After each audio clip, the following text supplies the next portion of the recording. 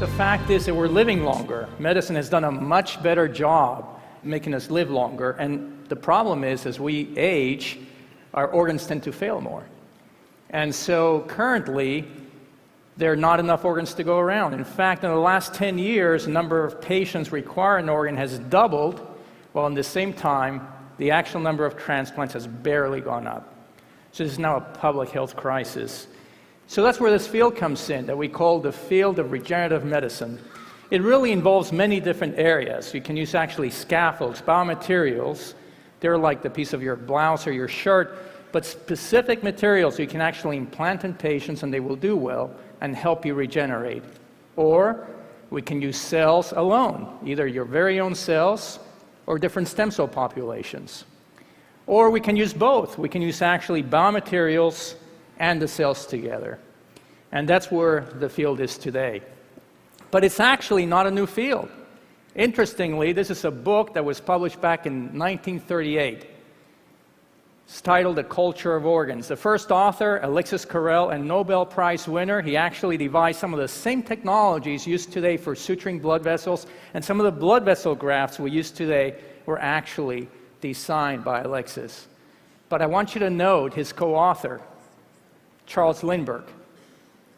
That's the same Charles Lindbergh who actually spent the rest of his life working with Alexis at the Rockefeller Institute in New York in the area of the culture of organs. So if the field's been around for so long, why so few clinical advances? And that really has to do to many different challenges. But if I were to point to 3 challenges, the first one is actually the design of materials that could go in your body and do well over time. And many advances now, we can do that fairly readily.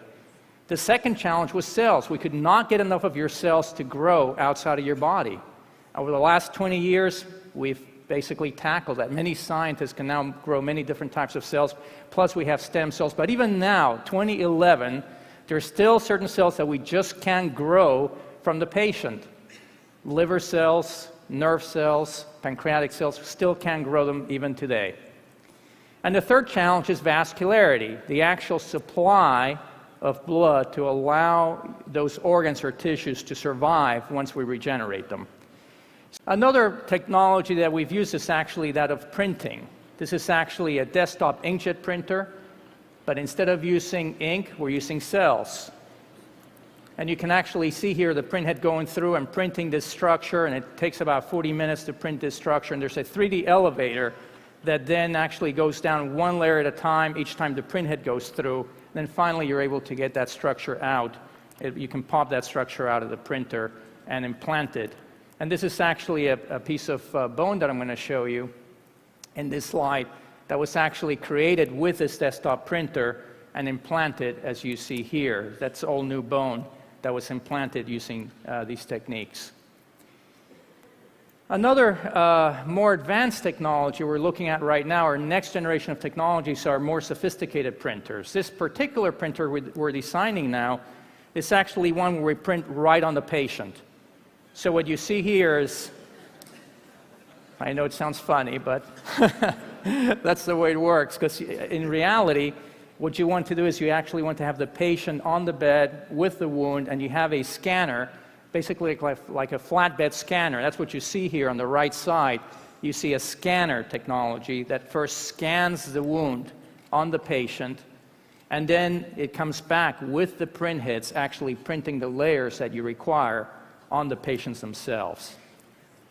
This is how it actually works. Here's a scanner going through, scanning the wound. Once it's scanned, sends information in layers, the correct layers of cells where they need to be.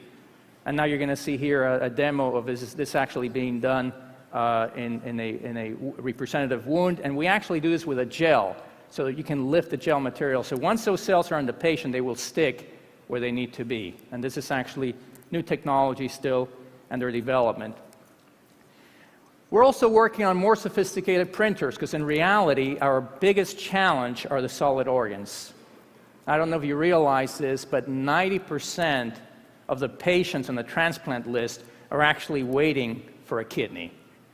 Patients are dying every day because we don't have enough of those organs to go around. So this is more challenging. Large organ, vascular, a lot of blood vessel supply, a lot of cells present. So the strategy here is this is actually a CT scan, an X-ray, and we go layer by layer using computerized morphometric imaging analysis and 3D reconstruction to get right down to those patients' own kidneys.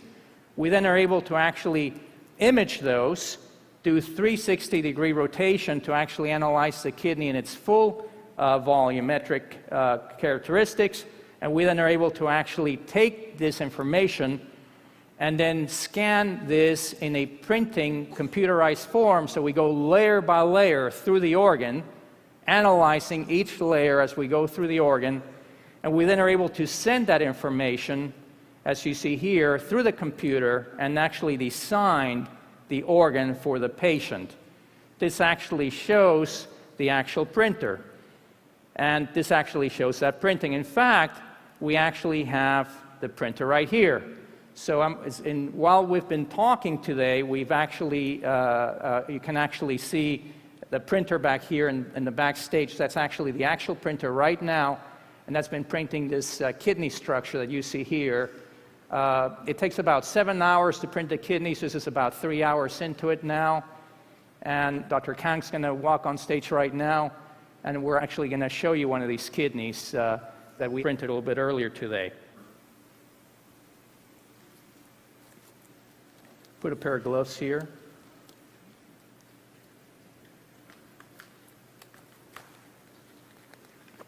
Thank you. Go backwards.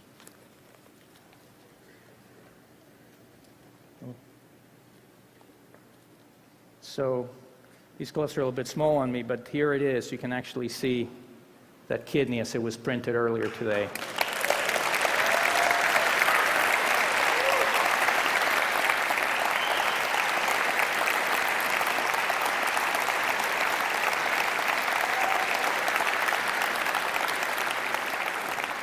Everything I've shown you thus far, we're basically creating these tissues and organs by hand.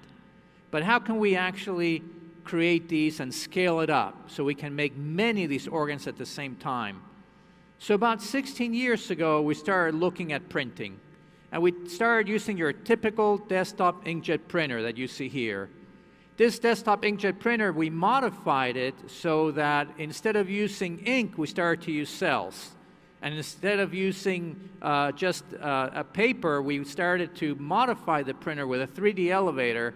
So every time the printhead would go through, you would print two-dimensionally over and over again to create three-dimensional structures.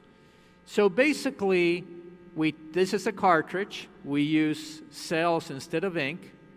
We then place that cartridge back into this desktop inkjet printer that we did this 16 years ago.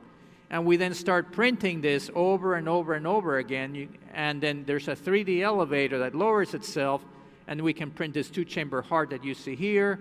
And then a few hours later, the whole structure starts beating, as you see here. Now, the fact is that we could prove that we could print these structures, but they did not have the structural integrity needed to be implanted surgically.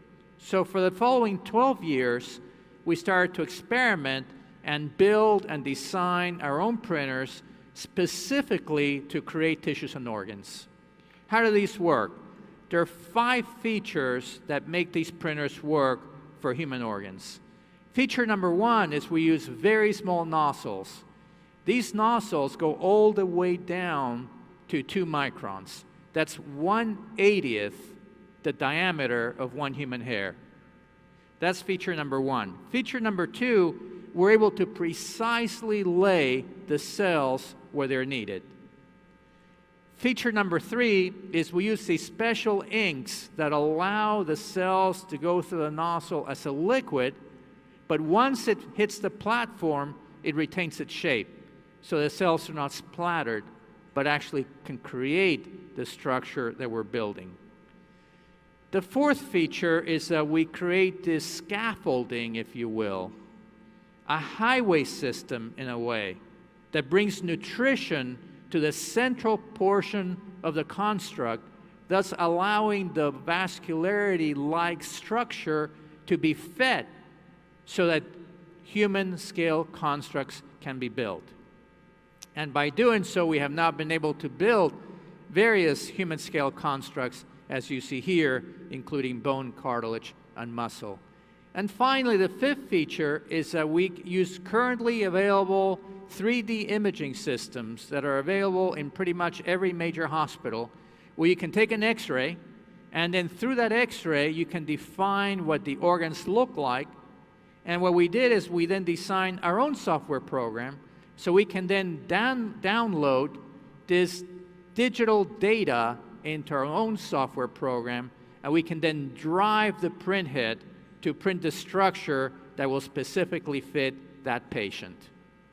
And we published that work in Nature Biotechnology back in 2016, and we're moving forward with this technology as well for patient use. This is our newest printer, that we bring the printer to the patient. So we actually bring the printer, we scan the patient, and we print right on the patient. So on the top left, you see that video cartoon. On the top right, you see the actual printer that we built. And again, the way this works is you scan the area, that area gets transferred digitally to the printer, and then the printer goes in and lays down the cells where they're needed. Another application of our technology is for what we call the body on a chip. And this is where we're creating miniature organs, miniature tissue equivalents, miniature hearts, lungs, blood vessels, and we place these all on microchips. So we're combining regenerative medicine with a microchip industry, with biosensing, to create miniature bodies that we can then test, human bodies on a chip. Why is this important? Well, we can test drugs in this manner. Here's an example. This is a drug that was on the market for 11 years, Hismanol. And this drug had been tested by the pharmaceutical industry in cells, and there was no toxicity noted. It was tested in animals like mice and rats. No toxicity was noted. It went to phase 1, 2, and 3 clinical trials. No toxicity noted. It then was on the market for 11 years before there were enough cases in humans where they could connect the dots and say, this drug is toxic to the heart. It can be toxic to the heart. So the drug was pulled from the market, no longer available. So we were able to access this drug, and we tested in our body-on-a-chip system, and within a week, we knew that this drug was toxic to the heart, because this was a very sensitive system using human tissues, not cells or animals. Here's another drug. This is a drug called Resolin. It was on the market for 3 years. It caused 63 deaths due to liver failure. Same. This drug had been tested extensively on cells, rats, mice, and even small clinical trials. No toxicity was noted. It was not until a drug was released that this was actually found to be toxic. So we took the drug, tested in our system, and again, within a week, we knew that this drug was toxic. Why is that? Again, we're using human cells, and it's the actual direct effect on miniature organs rather than cells or animals. And so this technology can be used not just to screen drugs before they're released to humans, but now we're using this technology for personalized medicine. So at our center, there are 2 investigators at our institute, Alex Cardol and Shai Soccer, who are actually working with our oncology team so that when patients present with a tumor and the biopsy, the small piece of tissue is taken for diagnosis, we take a little piece of it, we create what's called a tumor on a chip, and now we can test all these agents on the chip before it gets tested on the patient. So instead of having a chemotherapy agent that gets tested for 6 months and you see there's no response and you start all over again with another agent, and now it's a year and the tumor's too far gone, you can bypass that and try to give the patient the best medicine possible from the start. And this is actually a new technologies we're working on now. But in reality, we now have a long history of doing this. I'm going to share with you a clip in terms of technology that we have had in patients now for a while. And this is actually a very brief clip, only about 30 seconds, of a patient who actually received an organ. I was really sick.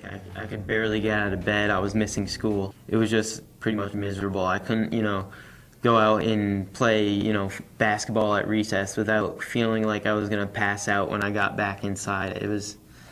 I felt so sick.